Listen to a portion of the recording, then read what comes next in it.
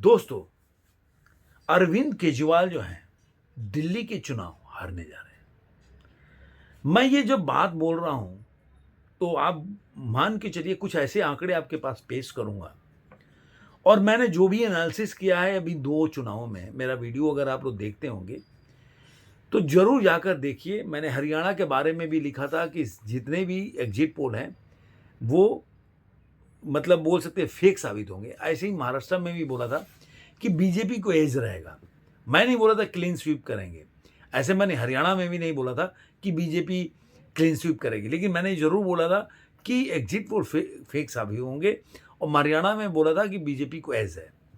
मतलब जो लोग बता रहे थे कि बीजेपी बुरी तरह हारेगी दोनों जगह, वहाँ पे मैंने ये ज़रूर बोला था कि जो मैंने ना देखिए, मैं कोई सर्वे नहीं करता, कोई डाटा एनालिसिस नहीं करता, जाके वहाँ पे घर-घर में पूछ के सर्वे करूँ, ओपिनियन एग्ज़िट पोल करूँ कि कौन जीत रहा है। लेकिन घटनाएँ ऐसी घटती हैं और नेताओं के जो एक्शंस होते हैं, वो बहुत कुछ बोल जाते हैं, जिसको अगर आप रीड करेंगे ना, तो आपको काफ़ी चीज़ों का अंदाज़ा हो जाएगा। अब अंदाज़ा इन द सेंस कि मैं क्यों बोला कि अरविंद केजरीवाल ये चुनाव वो मान रहे हैं कि हार सकते हैं। इसका वजह मैं बताऊंगा।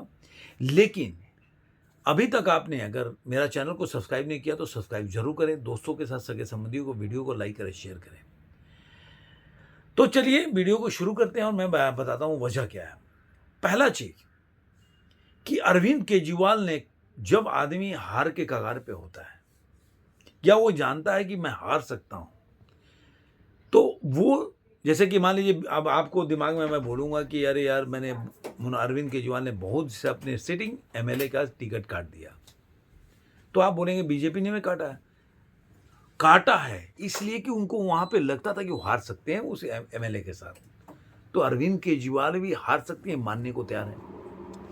अब वो उसके लिए, मैं दोनों चीज़ बोल रहा हूँ कि बीजेपी भी मानती थी कि हार सकती थी, या उनका सिटिंग एमएलए था या एमपी था, उनका काम अच्छा नहीं था, जिसकी तरह से उनको वहाँ पे नुकसान हो सकता था, तो उन्होंने सीट बदला, उन्होंने उनका सीट जो है काट दिया। तो अरविंद केजरीवाल ने भी यही किया। अब आपको हो गया कि बीजेपी जीत गई कई जगह सीट काटने के बाद। तो अब मैं बताता हूँ दूसरी चीज़।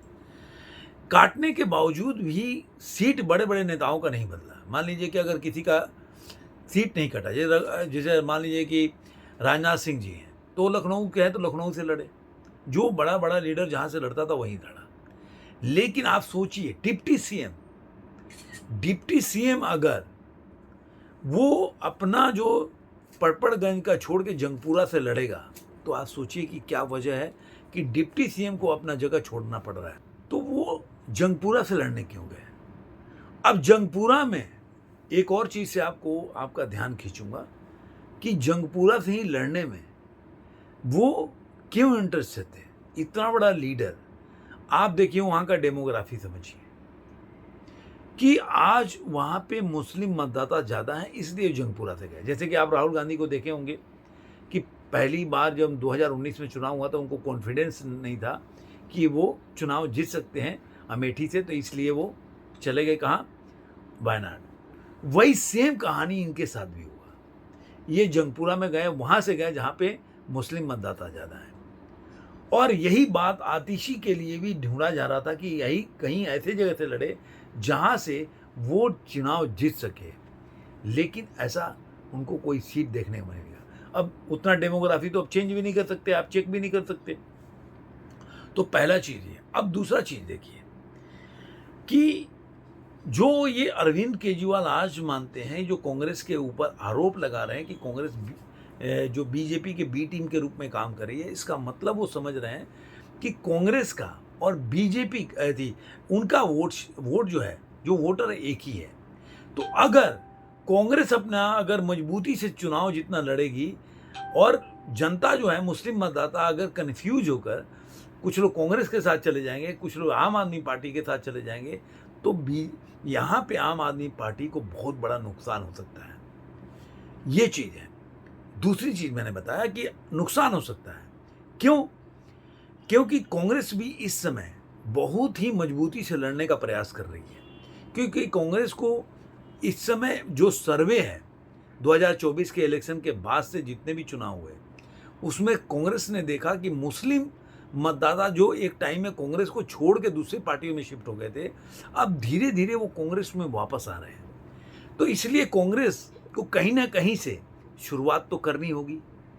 तो इसलिए कांग्रेस यहाँ पे संदीप दीक्षित, जो कि शीला दीक्षित के जो बेटे हैं, उनको चुनाव लड़ा रही है और बहुत मजबूती से।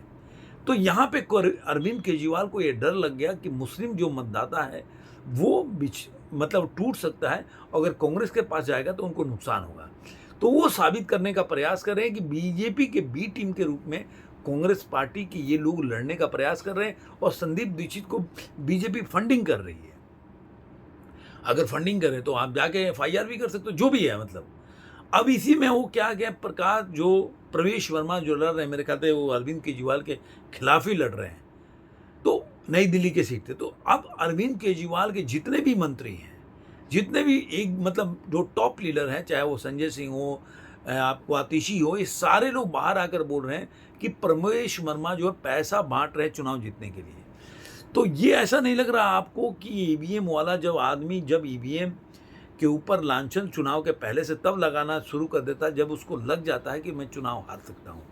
तो प्रवेश वर्मा का जो उनका सर्वे बता रहा, कई जगह मैंने पढ़ा कि प्रवेश वर्मा अभी जो उनके सर्वे में आंतरिक सर्वे है उसमें वो लीड कर रहे हैं। अब कितना सच्चाई वो तो नहीं जानता हूँ, लेकिन ये न्यूज़पेपर में खबरें आ रही हैं। तो अगर मान लीजिए प्रवेश वर्मा अगर वहाँ से आगे नहीं चल रहे होते तो प्रवेश वर्मा के ऊपर इतना लांछन लगाने की क्या जरूरत है। वो तो पहले कॉन्फिडेंस है, कोई भी आगे किसी को भी लड़ा दो मेरे सामने।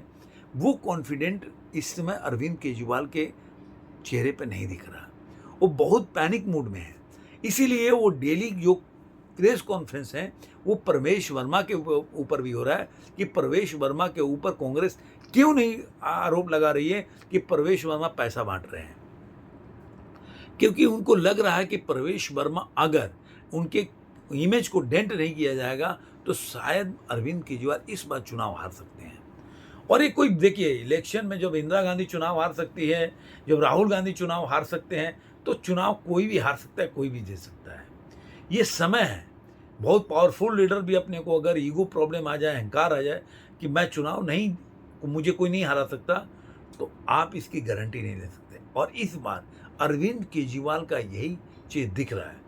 अब कांग्रेस का जो लोकल लीडरशिप है, दिल्ली का लीडरशिप है, वो बार बार प्रेस कॉन्फ्रेंस करके ये बताने का प्रयास कर रहे हैं, और बीजेपी का नहीं, आम आदमी पार्टी का।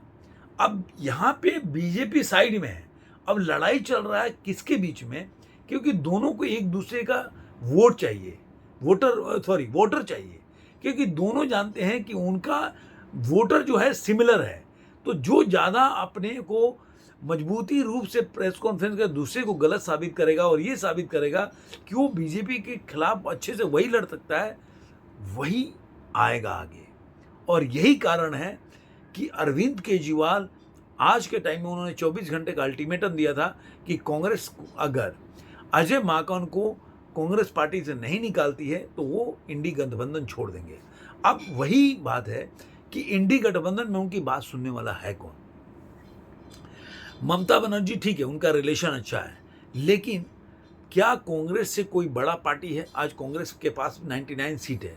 मैं कह रहा हूं कि उनका सीट कोई बड़ा नहीं है, मतलब बोल सकते हैं कि ज़्यादा लोग जीते भी नहीं है। लेकिन अगर इंडी अलायंस में देखेंगे तो सबसे ज़्यादा सीट उनके पास है। उसके बाद समाजवादी पार्टी के पास 37 सीट है, उसके बाद टीएमसी के पास है। तो लेकिन एक नंबर में कांग्रेस है। तो आखिर अगर कांग्रेस को छांट देंगे तो आखिर इंडी अलायंस 235-40 के आसपास है, तो 100 कैसे ही 150 पे आ जाएंगे। तो आखिर वो 150 सीट लेके करेंगे क्या? तो ये मान के चलिए कि इस समय धीरे धीरे जैसे जैसे दिल्ली का चुनाव नज़दीक आता जाएगा, वैसे वैसे पिक्चर और क्लियर होती जाएगी। और इन्हीं दौरान बीजेपी या दिल्ली पुलिस ने एक मुहिम चलाया है, जो बांग्लादेशी हैं या रोहिंग्या मुस्लिम हैं या घुसपैठी हैं, उनके कागज चेक हो रहा है, जिसकी वजह से ये और पैनिक मूड में है कि इन्होंने जिसके फर्जी आधार कार्ड, वो वोटर कार्ड बनाया है, वो धीरे धीरे कई लोगों को अभी एनआईए की तरफ से गिरफ्तार भी किया गया है, 5-6 लोगों को, और ऐसे उनका भांडाफोड़ हो रहा है, कैसे कैसे लोगों को उनको बाहर निकाला जाएगा। तो उससे और पैनिक मूड में है केजरीवाल कि इन्होंने ऐसा खबरें आ रही है कि 10-10 हज़ार रुपये हम रोहिंग्या कि हर फैमिली को देते थे हर महीने 10 हज़ार रुपये। ये मैं कल अजीत भारती और कपिल शर्मा का शो देख रहा था, उसमें कपिल शर्मा दावा कर रहे थे, सॉरी कपिल मिश्रा, कि 10,000 हर महीने केजरीवाल देते हैं रोहिंग्या जो है उनको। तो अगर ऐसी बात है और ये जब अगर जांच होकर बाहर हो जाएंगे तो एक बहुत बड़ा वोट जो बैंक है वो, और सबसे बड़ी बात है कि ये जितना अगर कुछ नहीं कर पाएंगे तो देखिए वोट बैंक तो कम होगा उनका, लेकिन मुस्लिम मतदाता है उनको कहीं ना कहीं ये लगेगा कि आम आदमी पार्टी हमें बचा नहीं पाई। इसी में एक सबसे बड़ा और ट्विस्ट आ गया कि जो असदुद्दीन ओवैसी की पार्टी है एएम है, वो उन्होंने अभी ताहिर हुसैन जिन्होंने दंगे में, दिल्ली दंगे में आरोपी थे, उनको टिकट दे रहे हैं। और जो आपने देखा होगा ओखला में जो गोलीकांड में, वो पता नहीं शाहरुख था कौन नाम था, उसको भी वो टिकट देने के लिए जा रहे हैं क्योंकि उनके घर वालों से मीटिंग हो चुकी है। तो अब मुस्लिम मतदाता 3 जगह अगर बढ़ जाते हैं, जैसे कि मान लीजिए कि कांग्रेस, ओवैसी की पार्टी और इनमें, तो आम आदमी पार्टी का वोट शेयर गिरता जाएगा। और इन बिटवीन जो बीजेपी जो है, उन्होंने क्या किया, उन्होंने एक बहुत बड़ा काम किया ये कि जो ट्विटर से ज़्यादा, सोशल मीडिया से ज़्यादा उन्होंने ग्राउंड पे काम किया। ये मैं कपिल मिश्रा का देख रहा था इंटरव्यू, उसमें भी उन्होंने बनाया। और ऐसे भी न्यूज़ में आ रहा है कि जो आरएसएस है, जिस तरह से उन्होंने हरियाणा में और महाराष्ट्र में छोटे छोटे रैलीज किए, घर घर जाकर उन्होंने जो रात्रि प्रवास करके उन्होंने काम किया है, वो एक बहुत बड़ा मुद्दा बन रहा है कि धीरे धीरे अरविंद केजरीवाल का जो जेल जाने के बाद से उनका जो इमेज डेंट हुआ है, और जिस तरह से आरएसएस या बीजेपी गली गली में जाकर ये जागरूकता फैलाने का प्रयास कर रहे हैं, मुझे लग रहा है कि इस समय जो मैं बोला था पहले, अरविंद केजरीवाल ये चुनाव हारने जा रहे हैं, ऐसा मुझे प्रतीत हो रहा है। और इसीलिए अरविंद केजरीवाल बुरी तरह से पैनिक में हैं। वो कांग्रेस के ऊपर आरोप लगा रहे हैं कि बीजेपी का बी टीम है, जिससे वो चाहते हैं कि जितना हो सके मुस्लिम मतदाता के दिमाग में जाए कि बीजेपी जो है वो कांग्रेस के साथ है, इसलिए वो कांग्रेस को वोट न दें। और यही कारण है कि मैं बोलता हूँ कि ये चुनाव इस समय अरविंद केजरीवाल का अगर हार गए तो ये आखिरी चुनाव होगा। आपको ये वीडियो कैसा लगा जरूर कमेंट बॉक्स में बताइएगा। फिर मिलेंगे ऐसे किसी वीडियो में। आज के अंक में इतना ही।